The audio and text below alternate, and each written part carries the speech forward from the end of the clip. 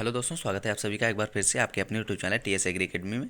हम लेकर आए हैं आप सभी के लिए जो आपका प्रीवियस ईयर का पेपर था management of problem soil and waterland का, उसका फुल सोल्यूशन। तो दोस्तों, आप सभी से लोग बने रहिए हमारे साथ, और अगर आप चैनल पर नए आए हुए हो तो प्लीज़ चैनल को लाइक से सब्सक्राइब किए बिना बिल्कुल भी ना जाना।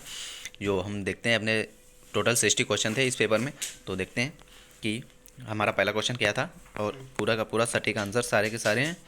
दिया गया था हमें कि सोडियम मृदाओं में पाए जाने वाले लवण का समूह है, यानी कि सोडियम मृदाओं में कौन से लवण पाए जाते हैं। तो दोस्तों, सोडियम मृदाओं में जो लवण पाए जाते हैं वो पाए जाते हैं हमारे Na2CO3 तथा NO2 और SO3। Okay, option number A हमारा राइट था यहाँ पर क्वेश्चन नंबर फर्स्ट का। इसके बाद चलते हैं क्वेश्चन नंबर नेक्स्ट पे। क्वेश्चन नंबर नेक्स्ट जो हमें दिया गया, पायराइड में पाया जाता है। पायराइड में क्या पाया जाता है दोस्तों, वो पाया जाता है 46% Fe तथा 53% सल्फर। ओके, 46% लोहा तथा 53% सल्फर।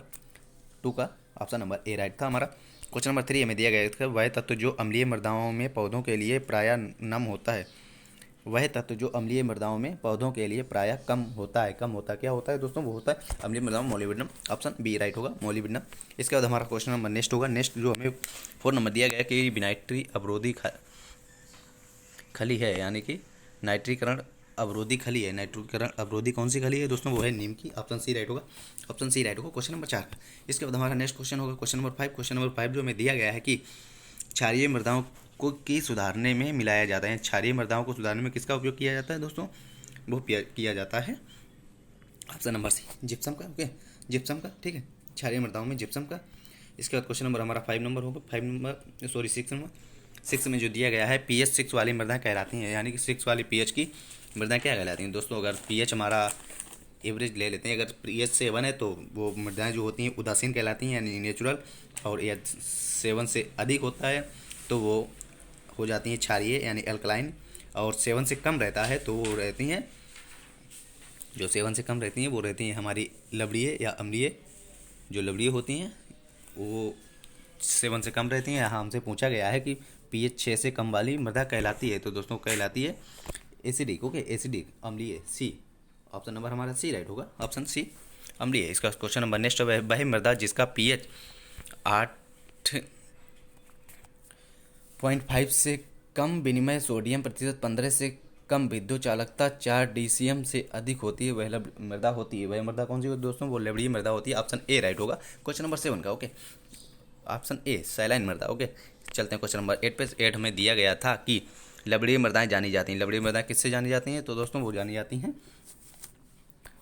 वो सोलोटच, सोडाचक और सोलनचक, या उपरोक्त में से कोई नहीं। तो इसका करेक्ट आंसर हो जाएगा उपरोक्त में से कोई नहीं। ओके दोस्तों, नेक्स्ट हमारा क्वेश्चन होगा जो दिया गया है कि किस मृदा में सुधारने के लिए CO3 का, यानी चूना का मिलाया जाता है। तो दोस्तों वो होती हैं अम्लीय मृदाएं। हमारी अम्लीय मृदा को सुधारने के लिए चूने का उपयोग किया जाता है। क्वेश्चन नंबर 10 होगा कि लवण प्रतिरोधी फसल है। लवण प्रतिरोधी फसल कौन सी है दोस्तों, वो है हमारी जौ। ओके, जौ। ऑप्शन नंबर डी राइट होगा क्वेश्चन नंबर 10 का, हमारी जौ।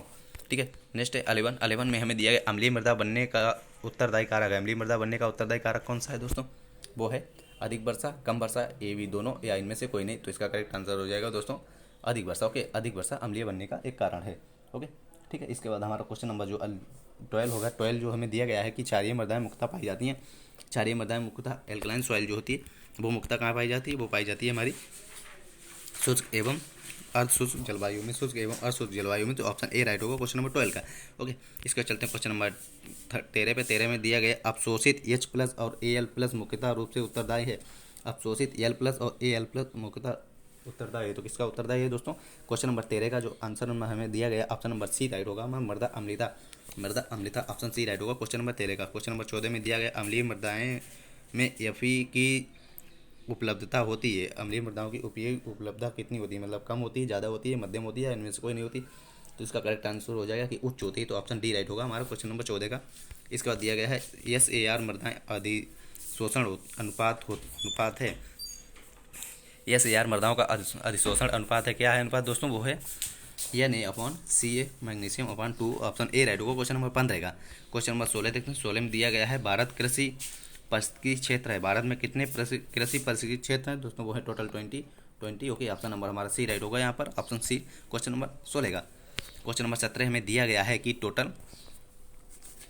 क्वेश्चन नंबर जो हमें 17 दिया गया है, total area of salt affected soil in India. तो दोस्तों कितना है सॉइल इफेक्टेड इन इंडिया, तो ये है 25 million hectare. Option number A right होगा, 25 मिलियन हेक्टेयर। ओके, इसके बाद चलते हैं क्वेश्चन नंबर नेक्स्ट जो हमें 18 दिया गया है कि total logical area in India, जो भारत का कुल भौगोलिक क्षेत्रफल है, total graphical area of India, तो कितना है दोस्तों, वो है 328.7 मिलियन हेक्टेयर। ओके, तो ऑप्शन नंबर हमारा डी राइट होगा यहाँ पर, option number D question number 18 का। इसका क्वेश्चन नंबर 19 दिया है, मृदा के जनक है, मृदा के जनक कौन है दोस्तों, बीबी डाकुचो। ऑप्शन बी राइट होगा, बीबी डाकुचो। ठीक है, नेक्स्ट होगा कि नेक्स्ट क्वेश्चन नंबर 20 में जो दिया गया है कि छोटी अधनलिका की गहराई होती, छोटी अधनलिका की गहराई कितनी होती है दोस्तों, उसकी होती है 1 मीटर से कम, 1 मीटर से कम। ओके, ऑप्शन ए हमारा राइट होगा, 1 मीटर से कम।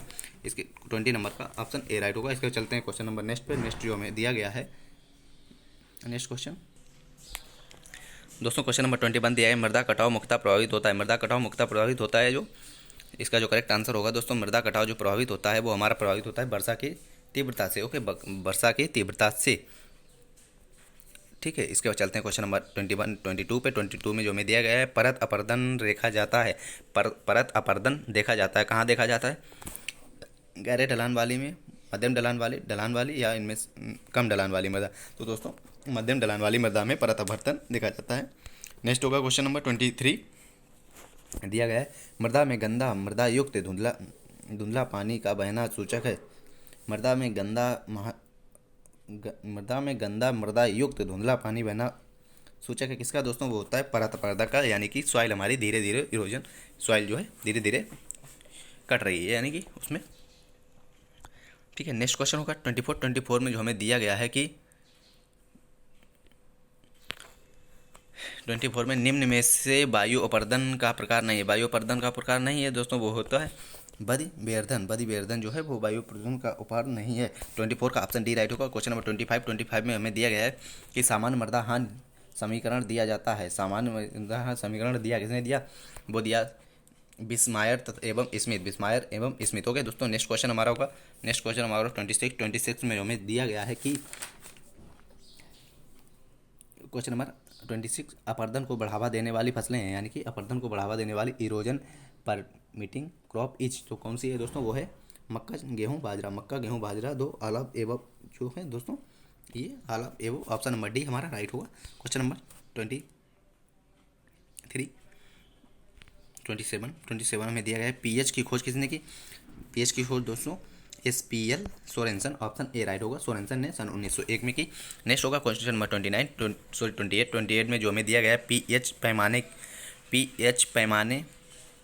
में पीएच की सीमा होती है, पीएच पैमाने में पीएच की सीमा क्या होती है, जो उसका सर्किल जो दिया होता है रीडिंग होती है वो कितने तक होती है दोस्तों, 0 से 14 तक होती है। ओके, 0 से 14 तक। इसका चलते हैं क्वेश्चन नंबर 29 पे। 29 जो दिया गया है, उभय प्रतिरोधी क्षमता अधिक है, उभय प्रतिरोधी क्षमता किसकी अधिक है दोस्तों, वही मृतिका यानी क्ले की सबसे अधिक है। ऑप्शन सी राइट होगा क्वेश्चन नंबर 29 का। इसके बाद चलते हैं क्वेश्चन नंबर 30 में हमें दिया गया झूम खेती प्रचलित है दोस्तों, झूम खेती जो सबसे अधिक प्रचलित है वो है नॉर्थ ईस्ट में। ओके, नॉर्थ ईस्ट में सबसे अधिक प्रचलित है, मगर यहाँ पर हमें ऑप्शन डी राइट दिया गया है, तो ऑप्शन डी यानी कि उड़ीसा पे हम राइट करेंगे अपने ऑप्शन के हिसाब से। क्वेश्चन नंबर 31 हमारा नेक्स्ट देखते हैं कि लवणीय मृदाओं का अधिक क्षेत्रफल है, सबसे अधिक लवणीय मृदाओं का क्षेत्रफल दोस्तों वो है हमारा अब यूपी में 71.2%, 71.2% यूपी में सबसे अधिक लवणीय मृदाएं पाई जाती हैं। क्वेश्चन नंबर नेक्स्ट होगा 32 में दिया केंद्रीय मृदा लवणता अनुसंधान संस्थान कहाँ है दोस्तों, वो है Karnal Haryana. Option B right होगा क्वेश्चन नंबर 32 का। इसके बाद क्वेश्चन नंबर हमारा नेक्स्ट होगा 33 में जल क्रांता मृदाएं को सुधारने का उपाय है, जल क्रांता मृदाओं को सुधारने का उपाय क्या है दोस्तों, उचित जल निकास। ठीक है, उचित जल निकास। ओके, ऑप्शन सी राइट होगा, उचित जल निकास। इसका चलते हैं question number next, question number 32 में जो दिया गया है कि भारत में जल क्रांता मृदाओं का क्षेत्रफल है, तो दोस्तों इसका जो मेरे हिसाब से क्वेश्चन नंबर जो 34 है उसका मेरे हिसाब से जो आंसर होना चाहिए 21। Okay, 21 lakh hectare. Option number A right है, मगर कुछ डिफरेंट भी इसका क्वेश्चन का आंसर दिख रहा है, तो हम क्लियर तो नहीं बता रहे, अपने हिसाब से 21 लाख हेक्टेयर बता रहे हैं, मगर जो टोटल दिख रहा है वो 11.6 मिलियन दिख रहा है। ओके दोस्तों, तो आप लोग देख लेना ज़रा। नेक्स्ट होगा 35 में दिया गया है कि विद्युत चालकता मीटर मापता है। विद्युत चालकता मीटर क्या मापता है दोस्तों? वो मापता है मृदा में विलय लवण की मात्रा। मृदा में विलय लवण की मात्रा विद्युत चालकता मीटर मापता है। Okay, option number B right होगा। क्वेश्चन नंबर 35 पर 36 दिया गया है कि रेतीली मिट्टी पाई जाती है। रेतीली मिट्टी कहाँ पाई जाती है दोस्तों? शुष्क एवं अशुष्क क्षेत्र में। शुष्क एवं अशुष्क क्षेत्र में रेतीली मिट्टी पाई जाती है। ऑप्शन नंबर ए राइट होगा क्वेश्चन नंबर 36 का। चलते हैं क्वेश्चन नंबर 37 में हमें दिया गया कार्बनिक पदार्थ में कार्बन की परसेंटेज मात्रा होती है। कार्बनिक पदार्थ में कार्बन की मात्रा कितनी होती है दोस्तों? हम सभी लोग जाते हैं 58% तक। 58% हो गया। ऑप्शन नंबर बी राइट होगा। Option number B, option number 37 का ऑप्शन नंबर बी राइट है। क्वेश्चन नंबर 38 में दिया गया है कि जिप्सम की अधिक मात्रा उपलब्ध होती है। जिप्सम की सबसे अधिक मात्रा कहाँ पर उपलब्ध होती है दोस्तों? वो उपलब्ध होती है क्वेश्चन नंबर 38 में ऑप्शन नंबर बी राइट होगा। राजस्थान। राजस्थान में सबसे अधिक जिप्सम की मात्रा उपलब्ध होती है। ठीक है, नेक्स्ट क्वेश्चन में 39 दिया गया। 39 में दिया गया निम्न में से सूखा प्रभावित क्षेत्र में किस फसल की खेती नहीं की जा सकती है? सूखा प्रभावित क्षेत्र में किस फसल की खेती नहीं की जा सकती दोस्तों? गन्ना। अगर बात की जाए सबसे अधिक जल चाहने वाली जो फसल होती है वो गन्ना होती है। Okay, something 1100 mm। नेक्स्ट होगा 40 में दिया गया है कि सूखा बढ़ाने की प्रकृति कारक है। सूखा बढ़ाने का प्रकृति कारक है क्या है दोस्तों? वो है कम वर्षा। ओके, कम वर्षा जो सूखा बढ़ाने का एक कारक है। ठीक है, ऑप्शन ए राइट होगा। क्वेश्चन नंबर नेक्स्ट होगा 41 में दिया अधिक वनों की कटाई का परिणाम है। अधिक वनों की कटाई का परिणाम होगा दोस्तों मृदा कटाव, प्रदूषण, बाढ़ और उपरोक्त सभी। तो इसका करेक्ट आंसर हो जाएगा दोस्तों ऑप्शन नंबर डी हमारा राइट होगा, उपरोक्त सभी all of above. Question number 42 दिया गया है निम्न में से क्षेत्रीय मृदाओं में सुधारने में प्रयुक्त नहीं होता है। कौन सा दोस्तों? क्षेत्रीय मृदाओं को सुधारने में प्रयुक्त जो नहीं होता है वो होता है लाइम यानी कि चूना। ऑप्शन डी राइट होगा। क्वेश्चन 42 होगा। 43 देखते हैं। 43 में देखते हैं कि रेत के टीले बनते हैं। रेत के टीले कहाँ बनते हैं दोस्तों? बलुई मृदा में, जहाँ पर जैसे कि राजस्थान एरिया में रेत के टीले बन जाते हैं। ओके, बलुई मृदा में। ऑप्शन नंबर ए राइट होगा। क्वेश्चन नंबर 44 दिया गया है कि जल का बिल मृदा के लिए अति उपयुक्त फसल है। जल का बिल मृदा के लिए अति उपयुक्त फसल है। क्वेश्चन 44 का जो करेक्ट आंसर हो जाएगा वो दोस्तों ऑप्शन नंबर ए बलुई। ओके, 44 में जो होगा वो होगा ऑप्शन नंबर बी यानी कि jute. Option number B right होगा 44 में। चलते हैं क्वेश्चन 45 में। 45 में दिया गया है कि भारत में टपक सिंचाई का आगमन हुआ। भारत में टपक सिंचाई का आगमन दोस्तों हम सभी लोग बहुत ही क्वेश्चन वैसा यानी कि बहुत ज़्यादा पढ़ा हुआ इजराइल हमें से पढ़ाया जाता है क्वेश्चन नंबर कि टपक सिंचाई की उत्पत्ति कहाँ से हुई? इजराइल से। ओके, नेक्स्ट होगा कजरी कहाँ स्थित है दोस्तों? Jodhpur Rajasthan. Option C right होगा हमारा जोधपुर। ठीक है, ऑप्शन सी। 47 में हमें दिया गया NBSSLUP स्थित है। NBSSLUP स्थित है दोस्तों। कहाँ स्थित है? वो है नागपुर में स्थित है। ऑप्शन नंबर बी राइट होगा क्वेश्चन नंबर 47 का।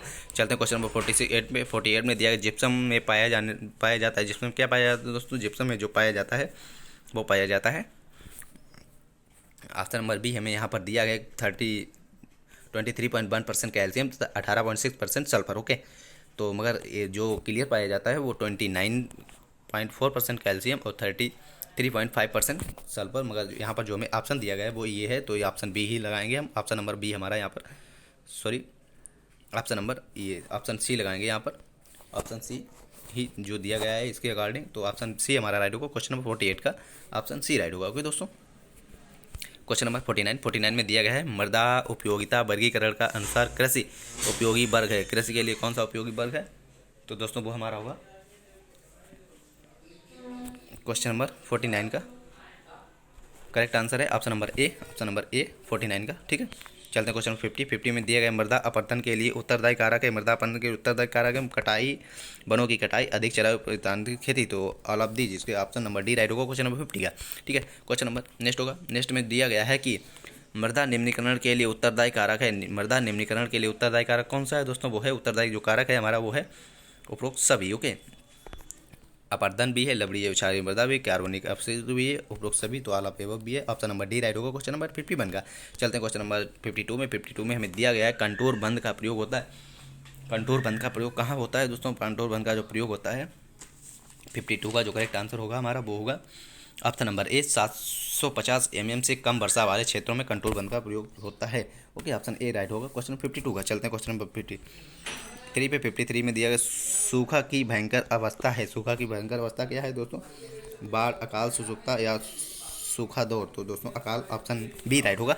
ओके, ऑप्शन बी राइट होगा। इसके चलते हैं क्वेश्चन नंबर 54 54 पे 51 दिया गया। अमोनियम सल्फेट एवं CNN उर्वरक भूमि सुधार के लिए उपयोगी हैं। कौन सी भूमि में अमोनियम सल्फेट तथा कैन का उपयोग किस भूमि में किया जाता है दोस्तों? वो किया जाता है क्षारीय भूमि में। ऑप्शन बी राइट होगा क्वेश्चन नंबर 54 का। क्वेश्चन 55 दिया गया। 55 में दिया है कि चूना उपयुक्त मृदा का निर्माण होता है। चूना में किस मृदा का उपयोग होता है?